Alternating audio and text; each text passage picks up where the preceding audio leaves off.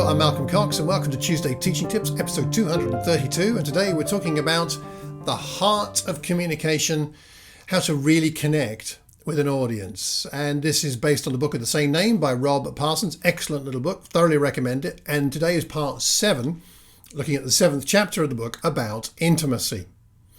By way of introduction, a quote from Theodore Roethke that he quotes in the book, who said this: "Those who are willing to be vulnerable move among mysteries." Those who are willing to be vulnerable move among mysteries. Now, you and I preaching and teaching God's word, this is a wonderful mystery, concrete, powerful mystery, but still a mystery. And we bring this mystery to people's hearts and minds. We hope to do that effectively. It's going to take our vulnerability. So it's God's mysteries through our vulnerability to the hearts of people, creating that intimacy between us and them, helps them grow in their intimacy with God. So vulnerability, intimacy, it's all connected here. We're going to be talking about what that means today. Now, firstly, by way of introduction, it's worth bearing in mind that we're never really speaking to a group. You might have a group of people in front of you, but we're not really speaking to a group. We're speaking to individuals who happen to be brought together as a group. Individuals making a group is who we're speaking to, not to the group. In other words, we're not really speaking to the church or the men's meeting or the women's meeting or whatever it is.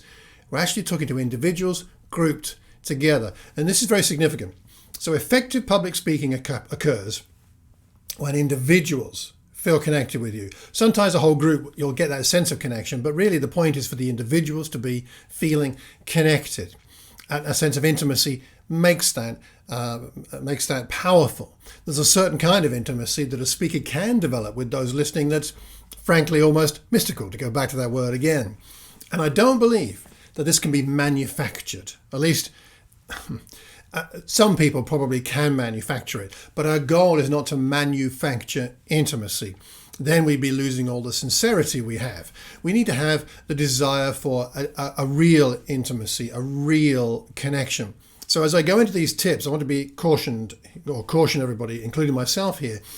But employing these tips doesn't mean that you can therefore, suddenly there we are. I have created intimacy with my audience. If your heart isn't in it, then you haven't done so. You've just used a few mechanical tips. So before we get into the tips, the key thing, first of all, is to make sure that what you're talking about truly matters to your spirit. That whatever God has in mind through his word to your people, the people you're speaking to, that this material matters. And secondly, that you genuinely care about the people you're speaking to. So this has got to matter, and the people have got to matter. That sincerity will be more important than the tips I'm about to talk about, as useful as indeed I think they really are. So let's talk about a few things that Rob mentions in his book. Firstly, bear in mind that when you speak, you are speaking to individuals. To quote from the book, "The greatest compliment you can pay another person when you are talking with them is to look in their eyes." That's the greatest compliment you can pay, to look in their eyes. Now, a few tips about looking in people's eyes when you're speaking. Firstly, don't stare. You've got a group in front of you, don't stare at one person, staring and talking to them. It's happened to me when I've been on the receiving end of this, and I'm looking for somewhere to hide, but I can't because I'm stuck in a chair in a meeting and I can't go anywhere. And it's terrifying when someone stares at you. Don't stare at people. A few seconds is enough. But don't look at the top of their head and don't look at the back of the room, but look at in their eyes. And I'm looking in the camera here as if I'm looking in your eyes. So look in the eyes and look away at somebody else's eyes and look away at somebody else's eyes, but look in the eyes. It's personal. Don't forget the people that are far away if you're in a big group. At least if you can't see their eyes very clearly, then at least look in the direction of their eyes. And the people on the balcony if there is one, or the people to the sides of the extremes if you've got a really wide room. Don't forget the people at the far left and the far right. And the other part of this is to not only move your eyes from person to person, but to move your face and even your body. And again, in terms of creating intimacy and connection, it's one thing to move the eyes, but it's another thing to move your whole body to look at different people as you look in their eyes. Don't overdo the movement, you'll look fidgety. And on the other hand, don't stand stock still. That doesn't help with intimacy. Also, one other thing on this, if like me at the moment, you're doing an awful lot of speaking on Zoom and you're looking into a webcam camera, then bear some other extra thoughts or points in mind about creating intimacy, because you may feel, I can't do this on Zoom. I think it's a little harder to do, but I really do believe it's possible to create a reasonable level of intimacy even online. So firstly, look in the camera. Do look in the camera. Not all the time, but look in your camera. Don't look at your picture on the screen. Oh, look, there I am. I'm talking to people. No, look at the camera. And occasionally you might want to look at other people on screen if you can see them, but do look in the camera most of the time. If that's not a habit yet you haven't developed that yet as a habit, one thing you can do that I did earlier on, I don't do this now, but when I started, I got a Post-it note, a little sticky thing, and I posted it at the top of the screen above the webcam, and I drew a smiley face on it. And stuck it up there, and that reminded me as I was speaking to look there and actually to smile, but more importantly to look at the camera. So look at the camera most of the time. Secondly, having said that, do look away from the camera now and again. I mean, you might want to look at your Bible, of course, or your notes or something else, but if you stare at the camera the whole time, again, it has the same kind of impact as someone staring at you in the flesh, where it gets a little bit oppressive.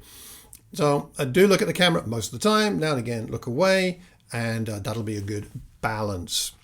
Thirdly, arrange your background so that it's not distracting. I don't know what you think about my background, whether you like it or not, but I don't think it's distracting. You can give me some feedback if you think I could do a better job with my background. I'm open to that. Just make sure it's not messy or distracting. You cannot create intimacy if there's a mess behind you. It'll be problematic. Fourth tip, speaking online, pause from time to time. Pause every now and again. In the earlier days of speaking online, I found myself compelled to keep the flow going, to keep talking and talking and talking. And I realized after a while, and listening to myself, that's not normally me. When I'm talking to people in the flesh, at a church service or whatever, I pause, I stop, I have a look around, I take a moment to breathe. I allow, in a sense, the congregation to breathe. And even as I'm recording this, I'm realizing I'm not doing enough pausing myself today. And I noticed in myself that I wasn't pausing like I usually did out of a motivated by fear, I think. Fear that I'd lose the connection. Fear that if I didn't speak rapidly enough or constantly enough with a constant flow, that I'd lose people. So I've since learned to, most of the time, to relax a little, to trust that the material is what really matters, and to trust the people listening, that they will indeed listen. Pauses are really important because they help your audience to maintain their attention. It's a bit like giving them time to take a breath. So don't forget pauses. And fifthly, and finally, in speaking online, if you can, when you're speaking like this online, try to keep the group visible on screen. Now, a couple of things on this. It depends a bit on the platform you're using and so on, but we use Zoom. And when I started using Zoom, I had myself on my own screen enlarged to where I could just see myself speaking, and that was helpful because I was able to then judge, how I was standing or behaving, and that's fine. But I couldn't see the congregation, and I found that a bit disconcerting. So then I switched to gallery view, and gallery view puts everybody on screen. And in Watford, we have generally 20 or more devices online, so there's a lot of devices there on the screen. And when I did that, I found that really difficult because I was very distracted by people drinking their coffee or doing something with one of their children that needed attention, or getting up and going off and making a cup of tea and coming back, or I don't know what they were doing. But people obviously were not behaving like they normally would in a church service. They weren't just sitting still. They were often doing other things. I'm tempted to judge people, but I've learned since then not to do that. So I found that very distracting, all this activity going on. And I went back to having just myself on screen to my own view for a while. But then again, I realized I'm losing that connection. So I've put it back now where I see everybody. on the lower half of the screen. So the top half of the screen, if you can see my screen now, you'd see this. The top half of my screen is my notes. So I have that across the top. The lower half of the screen is the congregation, and there's recording as I'm doing it here. And so I've got people on screen. And I find that's actually very important for me because it's a reminder that I'm speaking to people, not to a screen. People are at the other end of this. If you're doing this live, or even if you're recording it ahead of time, people are at the other end. So keep the people visible on screen if you possibly can, if you're doing it live. So that's the first thing. Secondly, to create intimacy, imagine that you're having a dialogue with somebody. Again, to quote Rob Parsons, an effective public speaker has to imagine the comments and questions coursing through their listeners' minds and try to address them. So when you're speaking, you're imagining what other people are commenting on, questioning, thinking about whilst you're speaking. This comes with experience. One of the things you could do with this is to spend some time before your talk imagining the questions people might have regarding your topic. So, say, for instance, you're talking about prayer, and perhaps your topic is answer prayer. What should you be thinking about beforehand?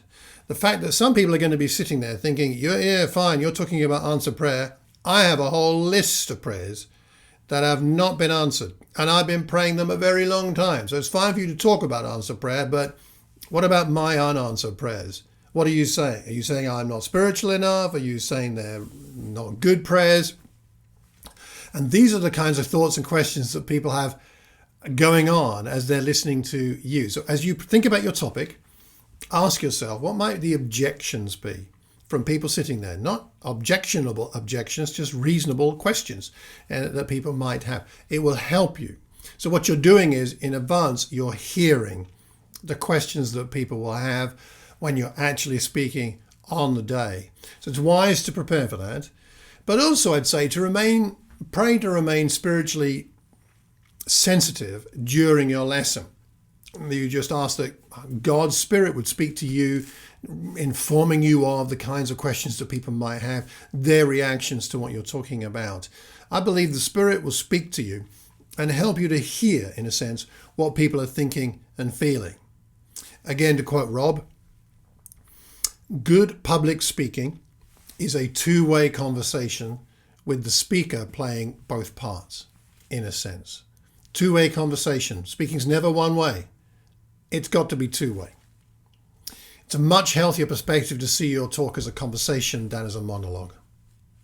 Thirdly, third thing that creates intimacy is don't be afraid to be vulnerable. Don't be afraid to be vulnerable. To quote Rob Parsons, it is extremely powerful when a speaker allows an audience to see some inner part of their life. People admire you for your strengths, but connect with you in your weaknesses. They might admire your strengths, nothing wrong with that, but they connect when you share about your weaknesses. That's one of the keys to creating intimacy. So vulnerability, let's talk about this for a minute. Vulnerability is a very valuable tool, but it must be used with sensitivity. In other words, don't use openness about your own personal life to make the audience feel sorry for you. That is a connection, but it's a connection focused on you rather than on the needs of the audience. Or even worse, don't tell stories from your own life to show how amazing you are, and then your audience will feel intimidated by you. Intimidation or being sorry for you, neither are going to be useful. It's not going to help your congregation if you are the person with the best story in the room, or if you're the person with the worst story in the room, then you're the extreme, and that's not helpful for your congregation. They need to know that you're ordinary, that you're normal like them. That's what creates intimacy. So be vulnerable, but be vulnerable as a way to make your content meaningful, applicable, and clearly useful in that personal sense. Your openness will create intimacy, and it'll help people to see you as a human being, not as a speaker. I am a speaker. No, you're not. You're a human being. So talk like one in this sense of vulnerability. Right, a few further observations about this and then we'll wrap up. So firstly, intimacy with your audience is largely a function of your sensitivity to them and their needs.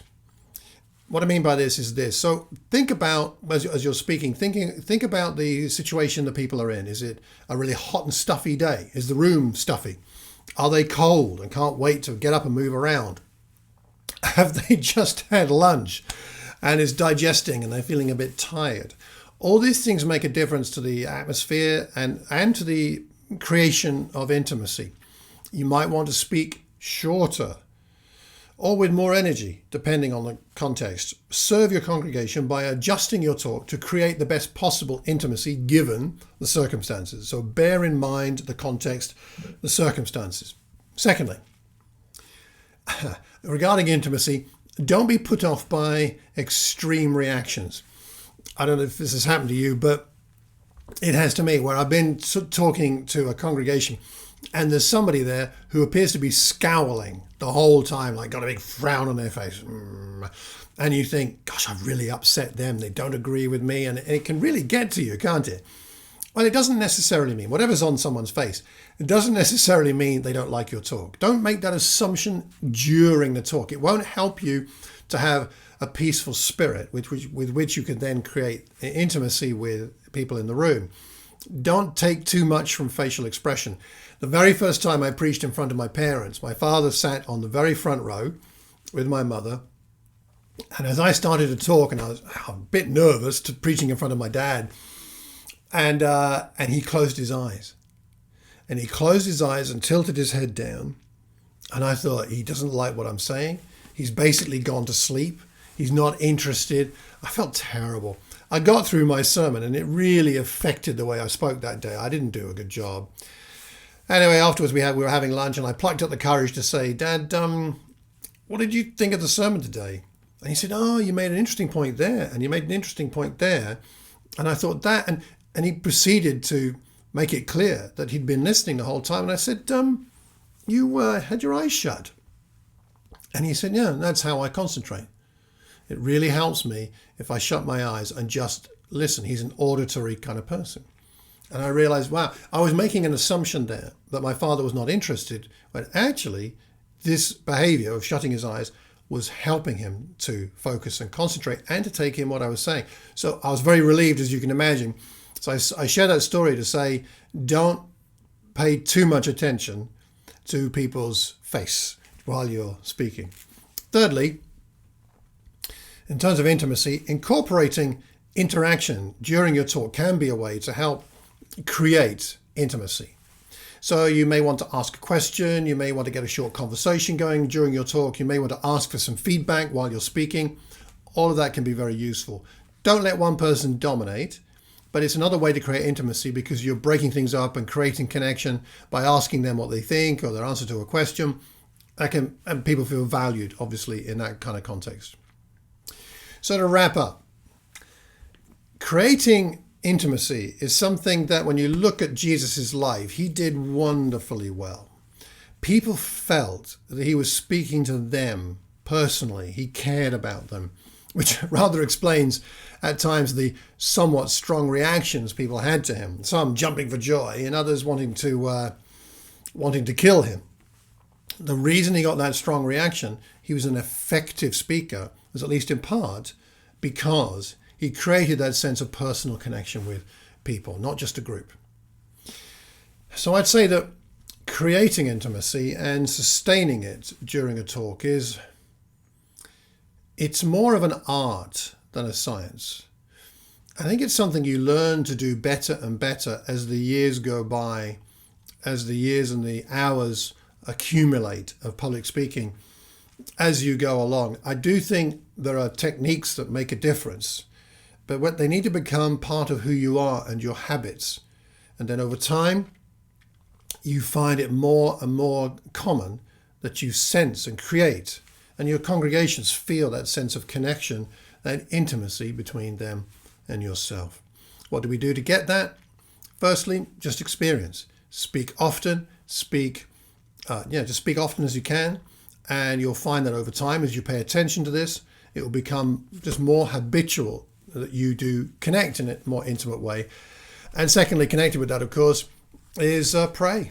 Pray and ask God to give you a spirit of sensitivity to help you to grow in your awareness of the state of the intimacy during a talk and to help you develop it.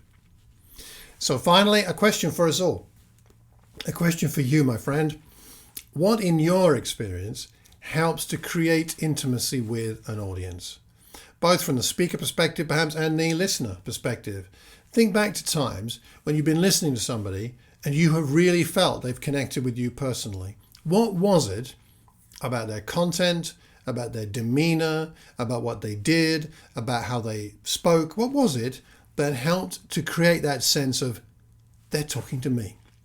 And if you as a speaker have had experiences where you've been talking to a group and you've sensed, I really have connected here, what has it been for you that's created that sense of connection? So I'd really like to know. Could you leave me a comment? Please do. You can leave that comment anywhere you hear or see this recording, and leave it publicly so that we can learn from each other, because we learn best when we're learning in community.